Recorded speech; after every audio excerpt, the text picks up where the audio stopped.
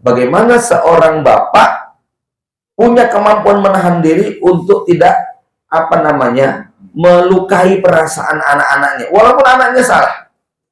Dan jamaah tahu bahwa itu terjadi bukan setahun 2 tahun, itu terjadi sampai lebih dari 25 tahun. Bismillah, assalamualaikum warahmatullahi wabarakatuh. Innal hamdalillah nahmaduhu wa nasta'inuhu wa nastahdihi wa natubu ilaih wa na'udzu billahi min syururi anfusina wa sayyiati a'malina may yahdihillahu fahuwal muhtadi wa may yudlil falan tajida lahu waliyyan mursyida. Asyhadu an la ilaha illallah wahdahu la syarikalah wa asyhadu anna Muhammadan abduhu wa rasuluhu la nabiyya wa la rasula ba'dah. Allahumma shalli ala Muhammadin wa ala ali Muhammad kama shallaita ala Ibrahim wa ala ali Ibrahim innaka Hamidum Majid. Usikum wa iyaya nafsi bitaqwallah faqad fazal mu'minun muttaqun.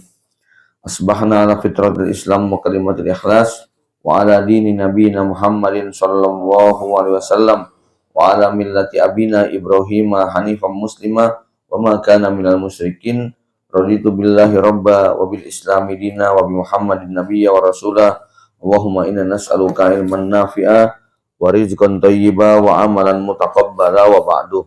Bapak Ibu jamaah salat subuh yang dirahmati Allah, alhamdulillah kita bersyukur pada Allah Subhanahu wa taala, zat yang telah memberikan begitu banyak ragam nikmat dan karunia-Nya kepada kita, sehingga di pagi subuh yang berkah ini Allah mudahkan langkah kaki kita untuk menuju rumahnya, menghadirkan hati kita untuk khusyuk bermunajat padanya, dan ditambah dengan nikmat dimudahkan kita untuk bisa berkumpul dalam majelis ilmu. Mudah-mudahan majelis ini memberikan banyak rahmat dan kebaikan kepada kita, dan sepulangnya kita dari sini diampuni dosa-dosa dan kesalahan kita, diangkat derajat kita, dimohonkan ampunan oleh makhluk-makhluknya, baik yang ada di daratan maupun yang ada di lautan. Salawat dan salam semoga terlimpah curahkan pada baginda Nabi Muhammad sallallahu alaihi wasallam, juga untuk keluarga, para sahabat dan keluarga serta umat yang setia meniti jejaknya sampai hari kiamat. Mudah-mudahan kita termasuk yang mendapatkan janji syafaatnya di yaumul hisab. Bapak Ibu yang dirahmati Allah Subhanahu wa taala, kita masuk pada pembahasan selanjutnya. Alhamdulillah jamaah Bapak Ibu yang dirahmati Allah Subhanahu wa taala, para nabi dan rasul adalah manusia yang Allah tetapkan sebagai teladan kebaikan, contoh di dalam kualitas kehidupan, baik dalam kehidupan beragama mereka, kehidupan ekonomi mereka, kehidupan politik mereka, tak terkecuali kehidupan keluarga mereka. Ya, tentu dibandingkan dengan yang disebut, maka para nabi dan rasul yang tidak disebut jauh lebih banyak. Ya, 124.000 nabi itu yang dikisahkan hanya 25. 25 yang disebut namanya itu pun tak seberapa jumlahnya. Yang dikatakan banyak disebutkan kisah mereka secara lengkap. Ada para nabi yang hanya disebutkan namanya, tapi kita sangat minim referensinya, minim cerita tentang mereka yang Allah abadikan dalam Al-Quran. Namun tentu itu tidak mengurangi kedudukan dan kemuliaan mereka. Ini penting untuk kita pahami. Di dunia yang setiap orang pengen eksis, di dunia yang setiap orang pengen tampil, pengen namanya itu banyak di like, pengen tayangannya ataupun potongan kehidupan dia banyak di love atau dicintai oleh para followernya, merasa bangga ketika kemudian dia banyak pengikutnya, maka ingatlah bahwa para nabi dan rasul yang tidak disebutkan tidak berkurang sama sekali kedudukan dan derajatnya di sisi Allah Subhanahu wa taala. Walaupun memang kalau nama mereka disebut lalu kemudian menjadi keteladanan, tentu punya nilai tersendiri, ya. Artinya kalau misalnya kita ini jadi orang-orang biasa, tidak ada yang mengenal, tidak menyebut kita, itu juga tidak mengurangi, namun bagi mereka yang namanya memang dikenal dan kemudian menjadi media kebaikan, tentu ini nikmat yang sangat besar yang harus disyukuri dan dijaga, keikhlasannya juga terus dijaga sehingga kebaikan tadi diterima oleh Allah Subhanahu wa taala. Baik, jemaah Bapak Ibu yang dirahmati Allah Subhanahu wa taala. Pembahasan kita masih tentang dialog ayah anak. Ya. Kita sudah muqaddimahi dengan kisah Nabi Nuh dan Nabi Yakub alaihissalam. Saya ingin sedikit mengulas ya. Ada satu prinsip penting di dalam kehidupan berkeluarga, di mana Allah Subhanahu wa taala menetapkan ada 3 diksi, 3 kosakata yang sangat populer ketika kita berbicara tentang keluarga. 3 kata itu termuat dalam satu ayat surat Rum ayat 21 yang sangat familiar di telinga kita ketika kita menerima amplop undangan pernikahan. Ya, di situ mesti ayat wa min ayatihi an khalaqalakum min anfusikum azwaja selalu dicantumkan. Ya. Nah, tapi kalimat berikutnya ini yang perlu kita pegang. Litaskunu ilaiha. Lalu diksi tentang sakinah ini muncul. Wa ja'ala bainakum mawaddah warahmah. Allah menciptakan, Allah menjadikan perasaan mawaddah dan perasaan rahmah di antara kalian. Nah, pertanyaannya, apa sebenarnya hakikat, makna dan definisi mawaddah warahmah yang Allah inginkan dalam Al-Quran? Tentu banyak sekali para ulama mengulas, tapi saya ingin sebutkan sedikit daripada penjelasan mereka. Para ulama menjelaskan bahwa makna dari mawaddah adalah mahabbatuz zaujah lizzauj wa mahabbatus shaghir lil kabir. Mawaddah itu adalah cinta dari istri kepada suami, cinta dari yang kecil kepada yang besar. Sedangkan rahmah itu adalah mahabbatuz zauj lizaujah, cinta seorang istri kepada suami. Au mahabbatul kabir ala sogir, cinta orang besar kepada yang kecil, cinta yang di atas kepada yang di bawah. Maka Allah itu memiliki sifat rahmah, tapi Allah tidak punya sifat mawaddah. Ya, Allah tidak memiliki sifat dan perbuatan mawaddah. Kenapa? Karena mawaddah itu dari yang kecil kepada yang besar, dari yang bawah kepada yang di atas.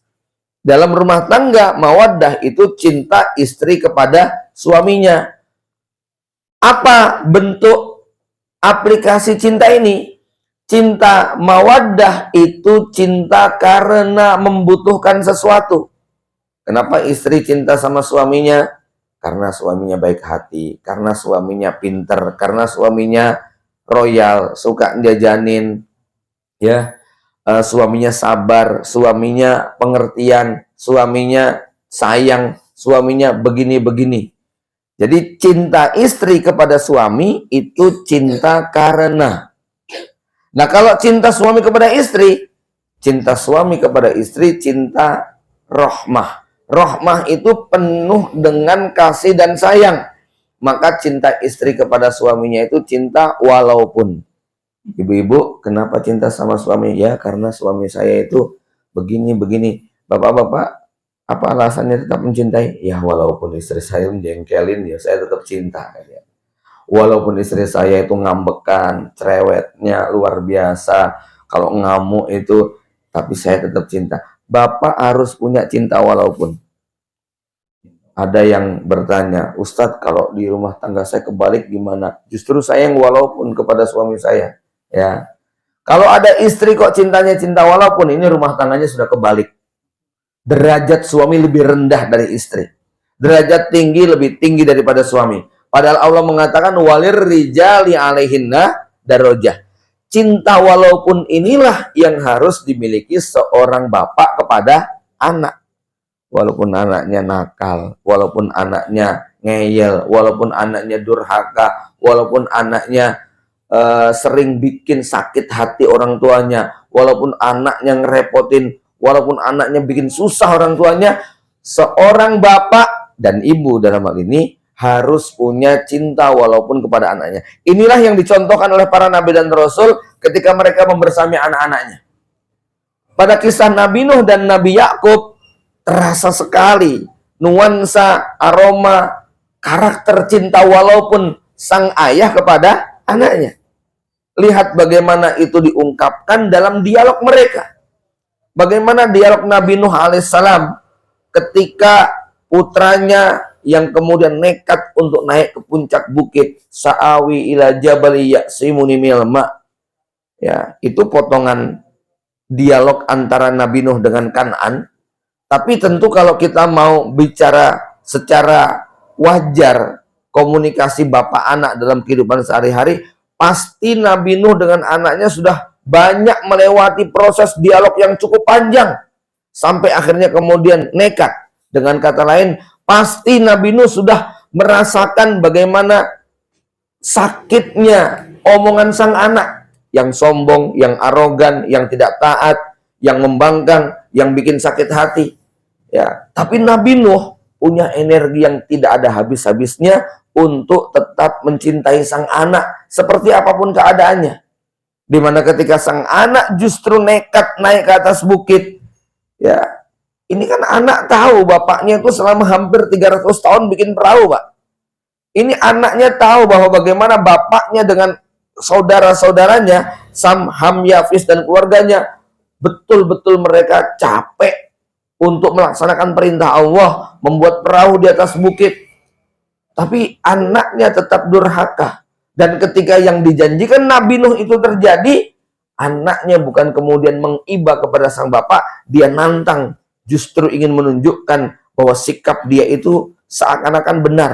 Tapi Nabi Nuh alaihissalam dalam detik-detik yang semacam itu, kalimat yang terucap adalah kalimat rahmah. Ya bunayyar kam ma'ana, wahai ananda tercinta, ayo naik perahu sama ayah. Wala takum ma'al kafirin, kamu jangan gabung dengan orang kafir. Anaknya jelas kafir, berpihak kepada orang kafir, hidup bersama orang-orang kafir. Tapi Nabi Nuh tidak menjatuhkan vonis kafir kepada anaknya. Nabi Nuh justru mengharap supaya anaknya tidak bergabung. Tidak bergabung ini berarti indikatornya seakan-akan anaknya berada di barisan Islam.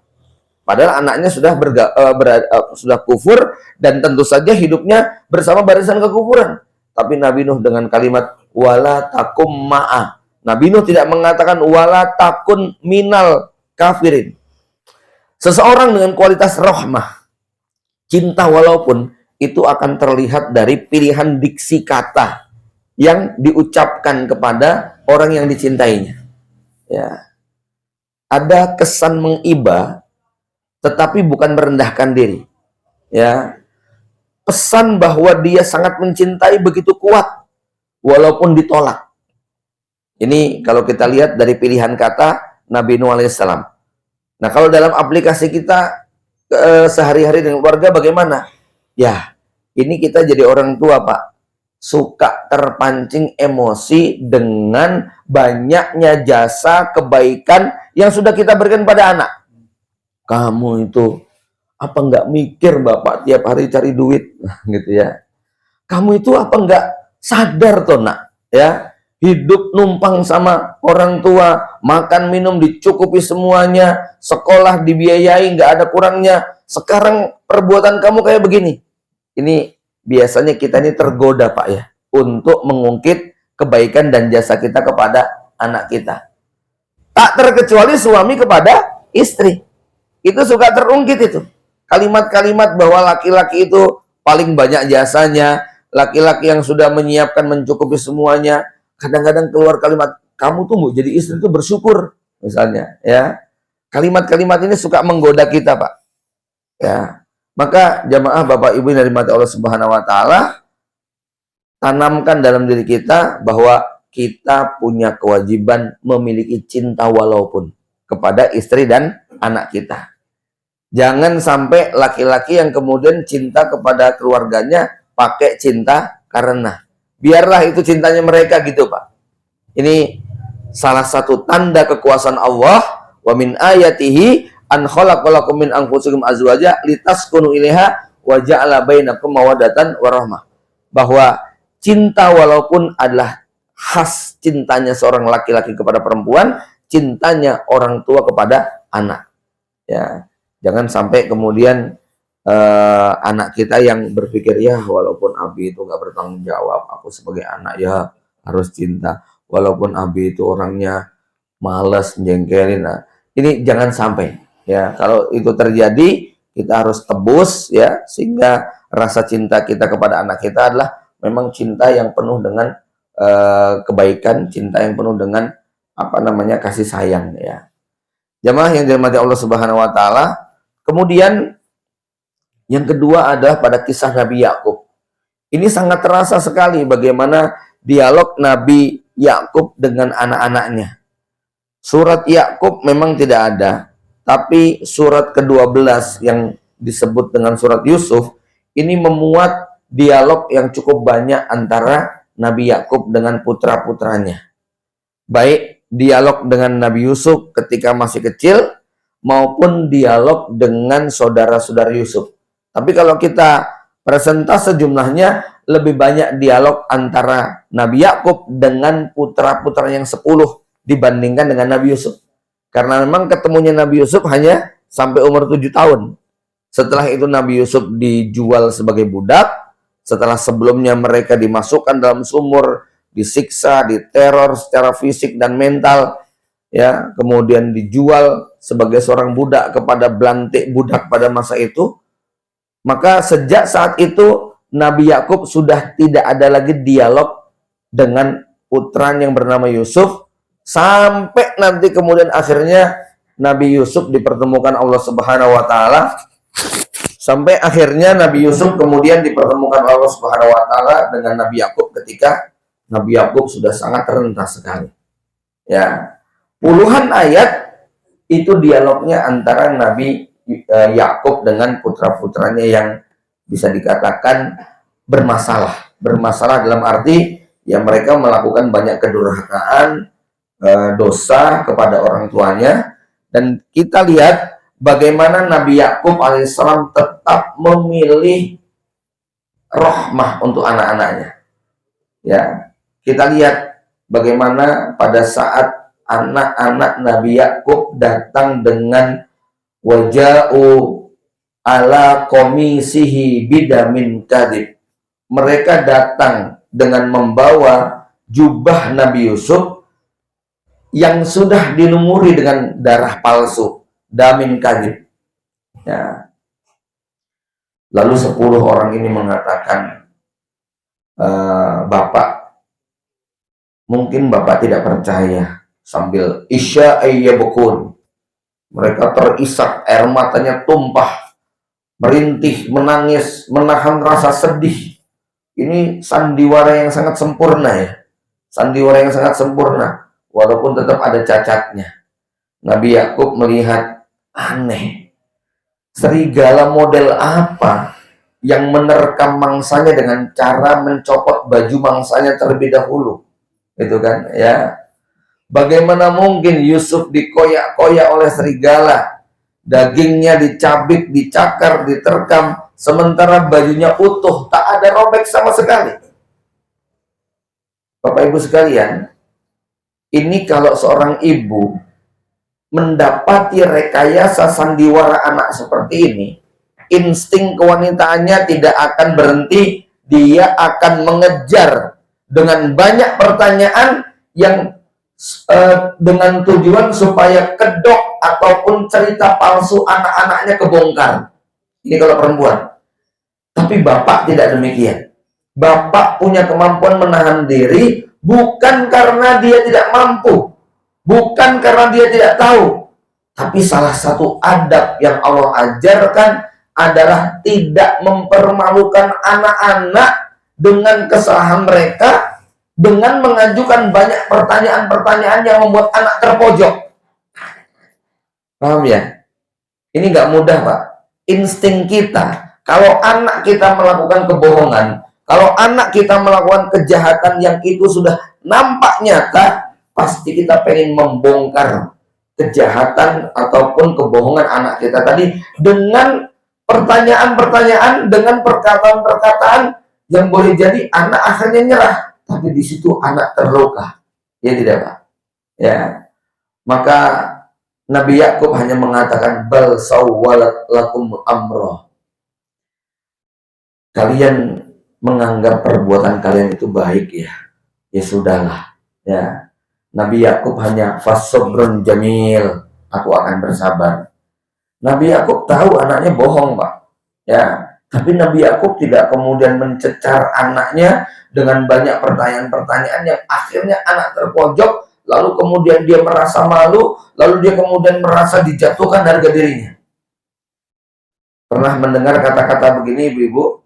Ya, ya Allah, Engkau telah menutupi semua aibku, tapi ibuku membongkarnya di depan semua tamu, gitu ya. Itu curhatan anak-anak milenial yang merasa aibnya sudah Allah tutup, tapi sama ibunya diceritakan kemana-mana. Ini perlu sekali kita belajar kepada Nabi Yakub, karena perbuatan Nabi Yakub yang semacam itu disebutkan dalam Al-Quran, karena memang cocok untuk dijadikan sebagai teladan. Bagaimana seorang bapak punya kemampuan menahan diri untuk tidak melukai perasaan anak-anaknya, walaupun anaknya salah. Dan jamaah tahu bahwa itu terjadi bukan setahun 2 tahun, itu terjadi sampai lebih dari 25 tahun. Berkali-kali Nabi Yakub memberikan isyarat kepada anaknya. Ya, misalnya ketika kemudian kan kisahnya itu berlanjut, ada jeda yang cukup panjang. Ya, ada jeda yang cukup panjang dari kisah ketika mereka datang, mereka yasa, berbuat bohong, mereka merasa aman itu, Pak. Ya tentu kalau dalam logika sosial itu pasti setiap hari itu Nabi Yakub alaihissalam ketika nyebut-nyebut nama Nabi Yusuf, kakak-kakaknya tetap merasa, aduh gimana ya, ketahuan nggak ya. Ya, tapi Nabi Yakub tetap istilahnya memberi kesempatan kepada anaknya untuk sadar sendiri. Karena begini, Pak, ya, kesadaran anak yang sudah terlanjur dibongkar, apalagi dengan cara yang membuat anak itu terluka, dia mungkin sadar, tapi ada luka batin yang dia simpan. Itu berbeda dengan kesadaran anak yang muncul dengan sendirinya, di mana orang tua kemudian mengatakan setelah anak tobat, sadar, menyesal, lalu orang tua bilang gini, nah, Bapak itu bukan nggak ngerti, Bapak itu sudah tahu semuanya, cuman memang Bapak sengaja diam. Itu anak akan merasa apa? Akan merasa, ya Allah, jadi kita ini kayak begini bukan kita yang baik. Bapak itu ternyata udah tahu semuanya. Ya, berbeda dengan kalau misalnya si bapak tadi mencecar dengan pertanyaan-pertanyaan yang di situ ada kesalahan, ada ketidakvalidan data, lalu anaknya atas nama dia pengen berbakti ngakui yang itu sebetulnya tidak dia lakukan. Maka ini si anak boleh jadi merasa sakit hati kepada orang tuanya. Nah, sampai akhirnya kemudian ternyata Nabi Yusuf di Mesir setelah hidup lebih dari 15 tahun sampai 20 tahun diangkat menjadi seorang pimpinan. Dalam riwayat disebutkan Nabi Yusuf alaihissalam itu menjadi menteri pertanian dan menteri keuangan. Ya, mengatur semua tentang Mesir sampai Mesir mengalami musim paceklik. Dan dampaknya itu sampai ke Palestina. Nabi Yusuf sudah berhitung, pasti nanti saudara-saudaranya akan datang. Ya, maka apa yang Nabi Yusuf prediksi terjadi. 10 saudaranya ini berangkat dari Palestina menuju Mesir. Disinilah mulai ada dialog lagi antara bapak dengan anak. Ya, dan di situ yang Nabi Yakub alaihissalam kemudian memberikan harapan kepada anak-anaknya pada saat Bunyamin tertahan. Ya, kalau versi Israiliyat itu ketika 10 saudara Yusuf datang ke Palestina, kembali ke Palestina, membawa gandum-gandum dari Mesir, itu Nabi Yakub mencium gandum ini kok beda sekali gandumnya ya. Aromanya berbeda. Yang terbayang adalah aroma Nabi Yusuf alaihissalam. Karena memang strategi yang dipakai Nabi Yusuf untuk menyimpan gandum adalah strategi yang tidak pernah dilakukan oleh para menteri sebelumnya. Ya. Gandum secara teori itu hanya mampu bertahan 1 tahun. Setelah itu pasti akan busuk, kemudian banyak hamanya. Tapi Nabi Yusuf mampu menyimpan gandum itu dan bertahan selama 7 tahun. Ya. Apa yang Nabi Yusuf lakukan? Nabi Yusuf menyimpan gandum itu lengkap dengan tangkainya. Yang secara teori itu akan menghabiskan ruang tempat yang sangat besar. Makanya tidak pernah dilakukan oleh para menteri sebelumnya. Ya. Dan Nabi Yusuf meminta kepada semua rakyat untuk mengumpulkan semua gandum rakyat. Karena strategi menyimpan gandum ini tidak dibocorkan Nabi Yusuf kepada orang umum. Nabi Yusuf hanya mengatakan kalau kalian nekat menyimpan gandum-gandum itu, nanti terjadi apa-apa, maka tidak ada jatah buat kalian. Hanya mereka yang menyimpan gandumnya di pemerintah yang nanti akan mendapatkan bagian pada saat musim paceklik itu tiba. Nah, ini kompetitornya Nabi Yusuf, para pendeta Dewa Amon, tidak tahu strategi ini. Mereka kemudian mengumpulkan gandum-gandum itu dan akhirnya tahun depan gandumnya busuk. Ya. Dan ketika mereka kemudian tahu, ya setelah akhir-akhir mereka sudah terlambat, mereka sudah tidak memiliki gandum lagi. Nah ini strategi yang juga tidak dimiliki oleh negeri-negeri yang lain. Makanya saat itu satu-satunya negara yang selamat dari paceklik cuma Mesir. Yang lain-lainnya itu mengalami paceklik yang luar biasa. Ya. Nah pada saat kemudian Nabi Yusuf mengirimkan gandum-gandum itu kepada Nabi Yakub, di situ Nabi Yusuf punya satu strategi dengan cara mengembalikan uang mereka, tidak bayar, tapi Nabi Yusuf meminta kepada 10 saudaranya, kalian mengaku sebagai anak Yakub. Ya. Dan mereka waktu itu tidak tahu bahwa yang di depan adalah Nabi Yusuf. Kalian mengaku sebagai anak Yakub. Kalian cerita bahwa Yakub punya 12 anak. Yang satu sudah entah kemana. Berarti masih ada satu kan? Iya Tuhan, ya. Oke, saya akan beri jatah kalian, tapi dengan syarat buktikan kejujuran kalian. Besok kalian harus datang ke sini membawa satu saudara kalian yang kalian ceritakan. Ya, kalau kalian tidak membawa saudara kalian, berarti klaim kalian bohong. Akhirnya mereka pulang, kemudian menemui Nabi Yakub dan mereka mengatakan kepada Yakub bahwa Tuan Raja menghendaki agar Bunyamin dibawa ke sana sebagai bukti pengakuan kami. Sebab kita kan orang asing, Pak. Kita orang jauh dari Palestina ke Mesir. Nah, mereka mau ngasih tapi dengan syarat data kita ini benar. Ini yang kalau kita lihat betapa Masya Allah yang mengatur sebuah negeri, Pak. Supaya BLT itu tidak jatuh ke tempat yang salah. Ya. Bantuan semacam itu tidak keliru. Maka mereka merayu bapaknya. Pak, tolonglah Pak. Walaupun mereka tahu pasti apa? Bapaknya sangat keberatan. Maka begitu kemudian mereka mengadukan peristiwa tadi, ayah, ya, kami diminta untuk membawa Bunyamin. Nabi Yakub kaget, enggak bisa. Traumaku dengan kehilangan Yusuf belum selesai. Sekarang kamu bawa lagi Bunyamin. Ya. Kata 10 saudara ini, Pak, kalau kita nggak pergi ke Mesir dengan membawa Bunyamin, maka kita tidak akan mendapatkan jatah gandum. Sang raja sudah berjanji. Begitu kemudian kantung-kantung gandumnya dibuka, mereka menemukan uang mereka dikembalikan. Pak, lihat Masya Allah, ini raja ini baiknya luar biasa. Duit kita dikembalikan. Coba.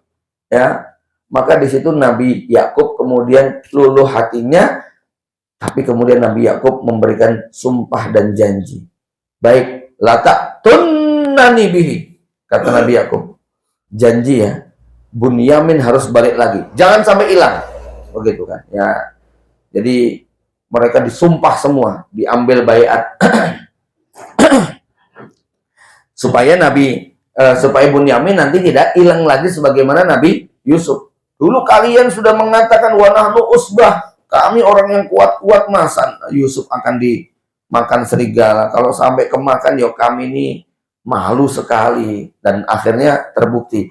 Nabi Yakub mengulangi lagi kalimat itu. Benar ya, kalian bawa sampai kemudian disumpah la ta'tunnani, walaupun Nabi menggunakan kata-kata illa ayyuhata bikum. Ini sekaligus Bapak Ibu, kalau kita punya rencana, kalau kita punya plan, jangan lupa Allah Maha Kuasa untuk merubah semuanya. Ya. Jangan lupa bahwa Allah punya kekuasaan yang bisa mengubah jalan takdir kita. Maka Nabi Yakub walaupun sudah mengucap sumpah kepada mereka, la ta'tunnani, benar kamu bersumpah, benar-benar akan membawa Nabi Yakub kepada membawa Bunyamin ke sini. Illa ayyuhata bikum. Ya, kecuali nanti kalau ternyata ditangkap oleh musuh atau apa, ya sudahlah. Ya, wallahu a'lam naqulu wakil. Allah menjadi saksi atas semua sumpah kita. Maka akhirnya dibawalah Bunyamin ke Mesir. Singkat cerita, Bunyamin ketangkep lagi. Kenapa? Karena dituduh mencuri piala raja. Ya. Dan ketika kemudian sampai ke Mesir, kemudian ini luar biasa ya bagaimana akhirnya Nabi Yusuf bertemu dengan Bunyamin. Itu ketika dibawa ke ruangan, Nabi Yusuf mengatakan, masing-masing silahkan ambil meja dan kursi, duduk berpasang-pasangan. Akhirnya mereka berpasang-pasangan, Pak. Ya, kan anaknya ada 11, yang 6 dari istri pertama, yang 2 dari budaknya, yang 2 dari budaknya, yang nggak punya pasangan Bunyamin, gitu ya. Karena Bunyamin nggak punya pasangan, akhirnya Bunyamin duduk bareng dengan Nabi Yusuf. Ya, ditatap matanya. Kamu masih ingat dengan saya, itu kan? Ya, mulailah Bunyamin berkaca-kaca. Ya, akhirnya Nabi Yusuf itu tumpah air matanya nggak tahan, masuk ke dalam kamar. Kemudian ya semua saudaranya heran, ada apa ini? Kok raja sampai kayak begitu? Kok raja dekat sekali dengan Bunyamin? Ya, sampai akhirnya Bunyamin ditarik ke dalam kamar. Anak aku Yusuf saudaramu. Jangan cerita-cerita. Ya, nanti ada satu strategi yang ingin aku lakukan. Ya, kamu jangan kaget, kamu jangan bingung. Nanti tas kamu akan diisi dengan piala raja. Dan kamu akan direkayasa sebagai pelaku pencurinya. Ya, aku kangen. Ya, aku pengen bersama kamu lebih lama. Setelah itu keluar lagi, ngobrol-ngobrol, selesai, semua seperti tidak terjadi apa-apa. Ya. Dan akhirnya mereka pulang meninggalkan Mesir, membawa banyak barang gandum. Tapi tiba-tiba pada saat mereka pulang, dikejarlah oleh seorang utusan raja. Sebentar. Raja baru saja mengumumkan bahwa piala emasnya itu hilang. Kami khawatir bahwa kalian adalah pelakunya. Ya, maka mereka mengatakan, kami datang bukan untuk berbuat kerusakan di muka bumi. Kami datang juga bukan untuk mencuri. Kalau nggak percaya, silahkan Anda lakukan, Anda periksa. Lalu kemudian Nabi Yusuf ingat terhadap syariat Nabi Yakub. Apa syariat Nabi Yakub? Pencuri di zaman Nabi Yakub itu hukumannya bukan potong tangan, Pak. Ya, pencuri di zaman Yakub itu dijadikan budak selama 4 tahun, ya. Oleh siapa? Oleh pihak yang dicuri. Jadi kalau kita hidup di zaman Nabi Yakub, jangan mencuri uang saya, Anda jadi budak saya selama 4 tahun, gitu loh, ya. Nabi Yakub tahu, Nabi Yusuf tahu, ini adalah syariatnya, dan anak-anak Nabi Yakub paham bahwa ini syariat bapaknya. Akhirnya mereka kemudian ketika ditantang oleh raja, majazauhu, apa hukumannya kalau memang kalian mencurinya?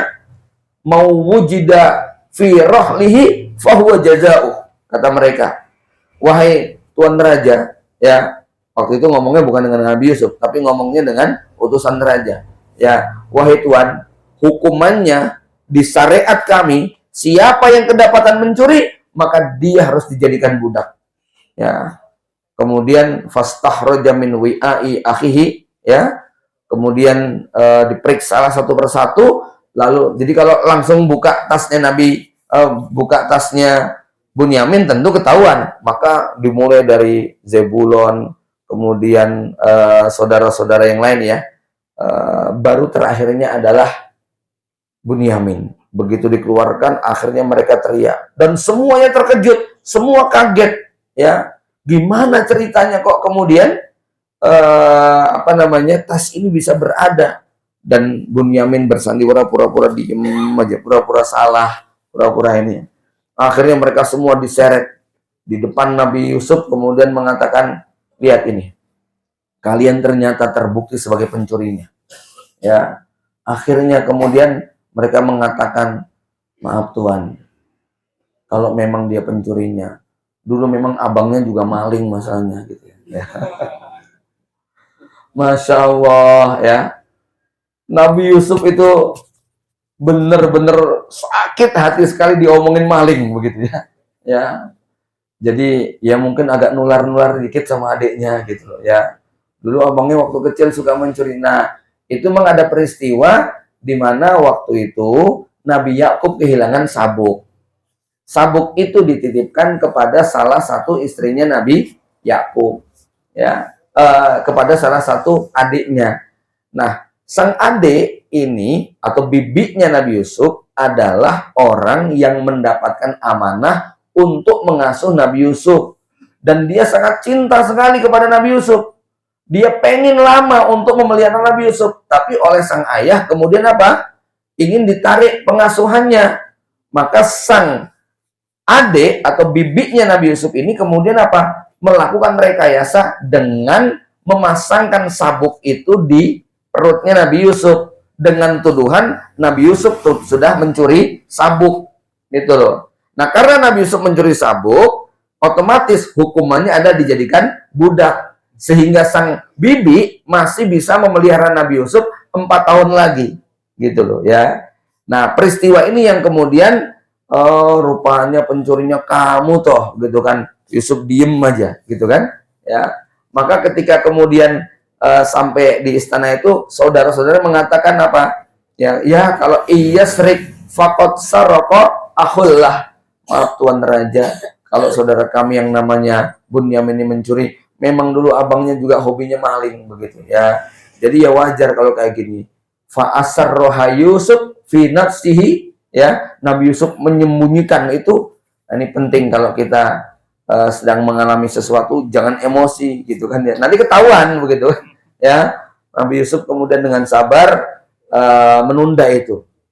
Intinya kan bagaimana supaya Bunyamin tetap tertahan. Nah, jamaah yang dirahmati Allah, ketika kemudian saudara-saudaranya datang, di situ mereka nangis, merengek-merengek. Satu anak Nabi Yakub tidak mau pulang ke Palestina.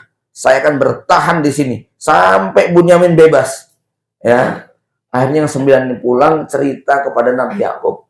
Bisa dibayangkan tumpahnya air mata Nabi Yakub. Sampai air mata Nabi Yakub ini habis, sampai matanya kemudian tinggal putih-putihnya toh. Hitam-hitamnya nggak ada, ya.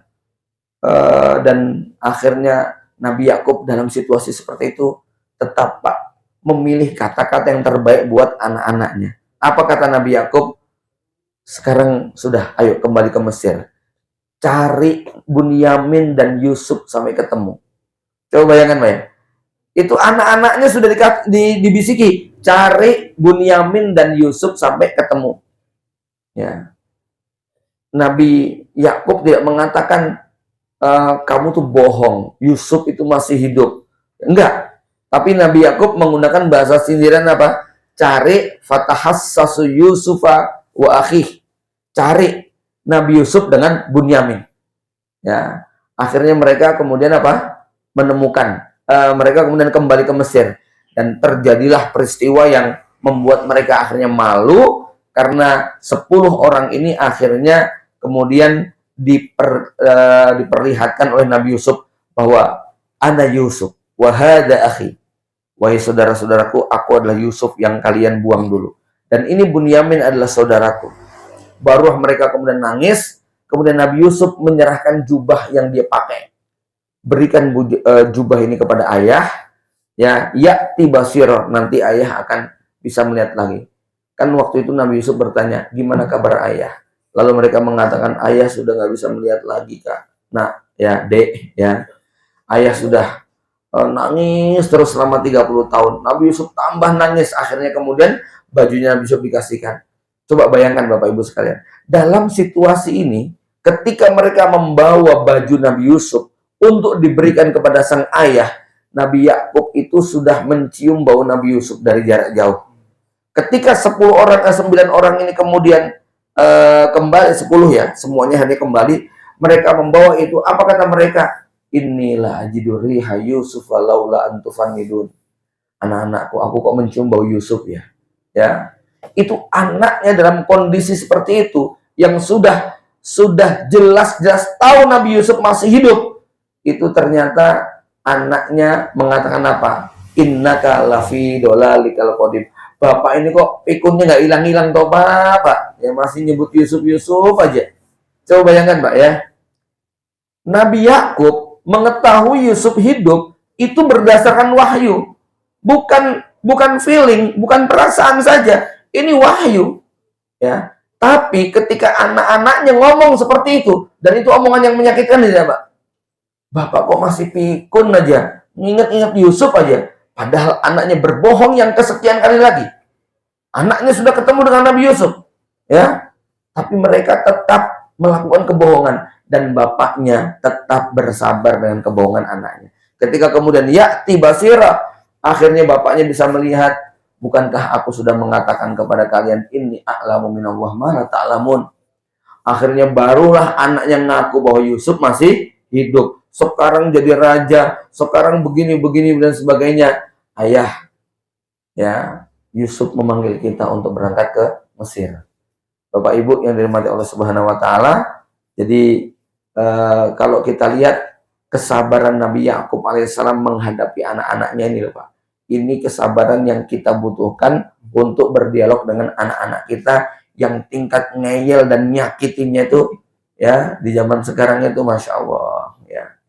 Kita butuh suplemen dari Nabi Yusuf, Nabi Yakub dan Nabi Nuh untuk menghadapi anak-anaknya. Baru sekitar 5 hari yang lalu saya di WA oleh seorang ibu rumah tangga yang mengisahkan tentang anak putrinya. Dia mengatakan, Ustadz, anak saya ini saya sedang dapat, dia menyebut dengan kata-kata, saya sedang mendapatkan hadiah indah dari Allah. Ya, anak saya di pondok tapi sekarang hamil 5 bulan. Anak putrinya Pak, ya, anak putrinya masih SMA berarti ya, hamil 5 bulan. Bapaknya shock, bapaknya kaget, justru malah kabur dari rumah. Ya, dia malu punya anak yang ketahuan ataupun terbukti seperti itu dan sekarang dalam keadaan hamil. Sang ibu tentu makin panik dibuat.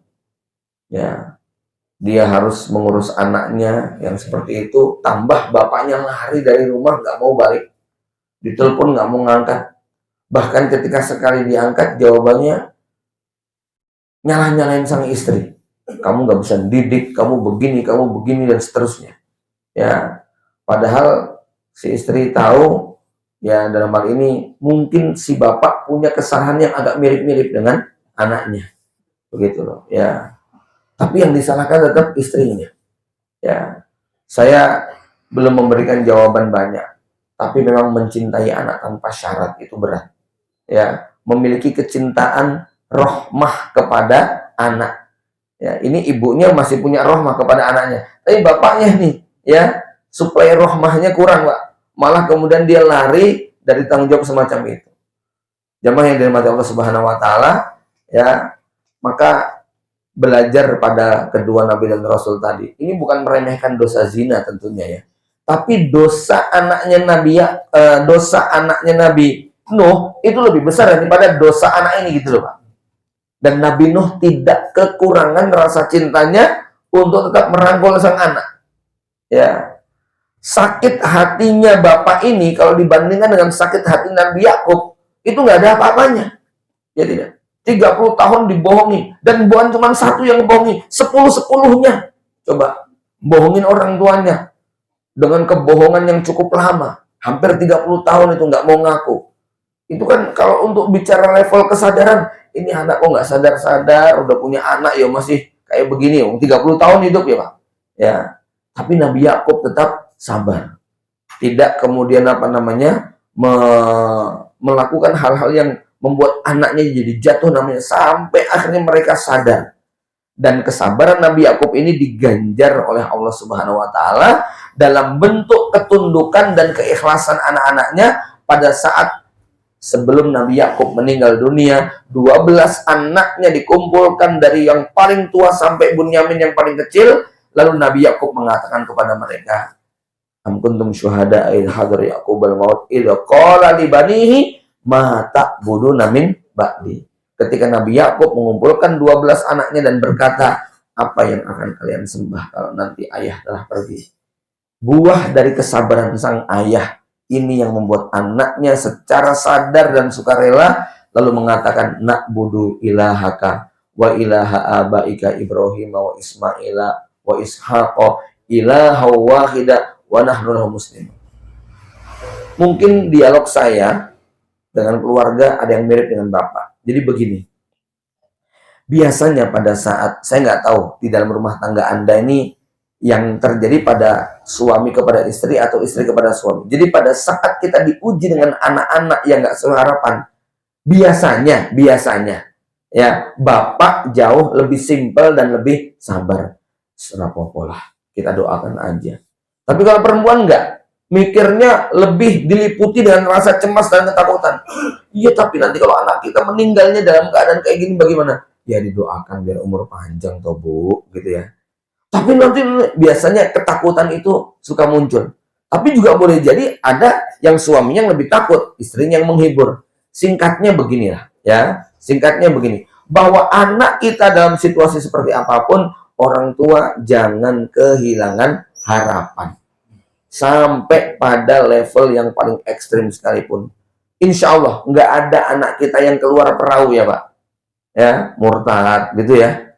Ya, ganti agama. Semua anak-anak kita masih dalam perahu kita. Walaupun ya tadi ya, suka coret-coret perahu, suka ngerusak perahu gitu ya. Tapi mereka dalam perahu kita semua. Artinya mereka mukmin, mereka muslim. Ya, cuman kadang-kadang mereka berbuat kezaliman dan kefasikan. Maka tentu dosa dan kesalahan mereka jauh lebih ringan daripada dosa kemurtadan. Bahkan seandainya, naudzubillah, ada di antara kita yang diuji Allah dengan anak yang murtad keluar dari agama, itu juga tetap tidak boleh mengurangi rasa cinta kita kepada anak-anak kita. Sebagaimana cintanya Nabi Nuh kepada putranya. Demikian, mudah-mudahan kajian kita bermanfaat. Aku qouli hadza wa astaghfirullah wa lakum. Assalamualaikum warahmatullahi wabarakatuh.